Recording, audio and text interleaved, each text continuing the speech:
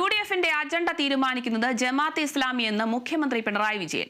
ആ അവകാശം UDF അവർക്ക് വിട്ടുകൊടുത്തിരിക്കുകയാണ്.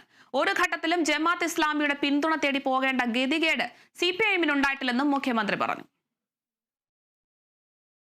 UDF-കാർക്കുള്ള പ്രചരണ മെറ്റീരിയലുകൾ ഇപ്പൊ തയ്യാറാക്കുന്നതിന് പോലും ജമാഅത്തെ ഇസ്ലാമി വലിയ സംഭാവനയാണല്ലോ ചെയ്യുന്നത്.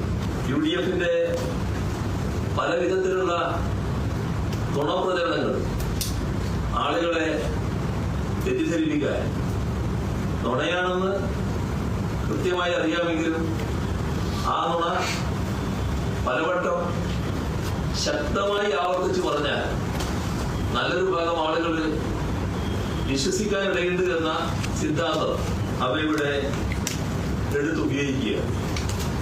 ഇത് UDF-ന്റെ രാഷ്ട്രീയ അജണ്ട നിശ്ചയിക്കുന്നിടം വരെ ജമാഅത്തെ ഇസ്ലാമിയുമായുള്ള കൂട്ടുകെട്ടിന്റെ ഭാഗമായി ആ അവകാശം അവർക്ക് വിട്ടുകൊടുക്കുന്ന നിലയിലേക്ക് UDF മാറിയിരിക്കുന്നു എന്നത്